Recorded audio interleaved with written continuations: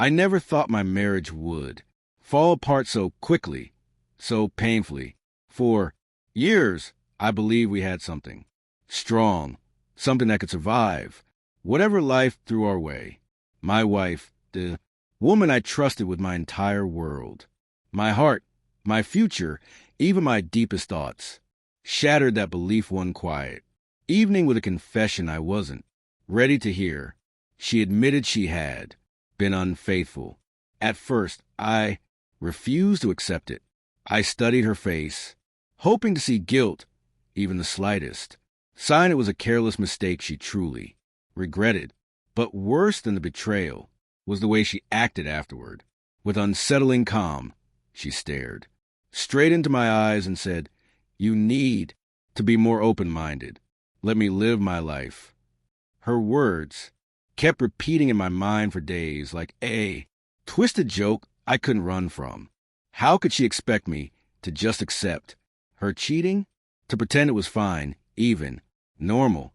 The woman I once loved had become a stranger demanding I treat her betrayal like it didn't matter. I felt shattered like pieces of myself had been scattered with no way to fix them. But in the middle of that heartbreak, as the shock slowly faded, a strange clarity began to form. Maybe it was rage, or maybe survival kicking in.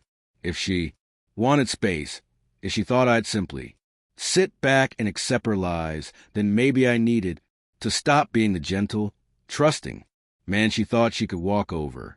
Maybe I had to prove I wasn't weak or forgettable. One name kept coming back to me. Clara, my wife's sister. We were never close, mostly because she and my wife barely spoke. Their relationship was tense, full of silent resentment and unresolved tension. Over the years, they drifted apart so much they stopped even pretending to like each other. I often felt stuck in the middle, but Clara had always been alone, and I noticed in brief glances and subtle moments that she hadn't completely shut me out. Truthfully, Clara was nothing like my wife. She was real, honest, and didn't hide behind masks. We had a family trip planned. The three of us forced to spend time in close quarters for a few days. From the moment we arrived, the tension between the sisters was thick and heavy. Every word between them was cold, every glance sharp. But with Clara, I felt peace. While my wife was distant and moody, Clara was warm, easygoing, and unexpectedly kind. One night, after a long day exploring the city, my wife went to bed early, drained and emotionally checked out. Clara and I stayed in the dim living room, sipping wine. The room was quiet, only soft jazz playing in the background and the gentle clinking of our glasses. We began talking about childhood memories, family issues, Clara's loneliness, and my own pain over marriage falling apart. Slowly, something shifted. The laughter faded to whispers, and the silence between us became deep, filled with something unspoken. When our eyes met, there was a spark, dangerous, electric, something I hadn't felt in years. It stopped my breath, made me wonder whether to walk away or let it happen. I knew it was risky. Clara was my wife's sister, but after all the hurt, the betrayal, the loneliness, this felt like something I could hold on to. It felt like taking back a piece of myself, proving I still deserved affection. When I leaned in to kiss her, she didn't pull away. That night, a small spark turned into something fierce. It was messy, guilt-ridden, scary, and thrilling. But it was also honest. Clara made me feel noticed, respected, wanted things my wife had taken from me. News spread faster than I thought. My wife's reaction was intense.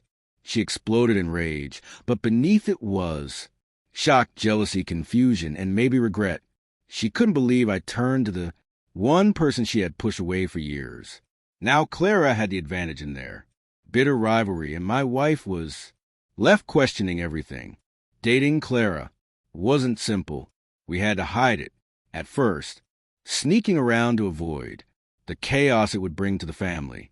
But each time we met, each kiss and quiet conversation gave me freedom and a strength I hadn't realized I needed. When the trip ended, the air home felt heavier than ever. The sisters barely spoke, and the damage between them was impossible to ignore. But for me, it marked a new beginning. Complicated, messy, but real. I'm not claiming to be perfect. I don't even know if my actions were right or wrong. But here's what I do know. After being betrayed and told to accept it, like it meant nothing, choosing Claire was my way of standing up for myself. It was raw, emotional, full of consequences, but it was healing.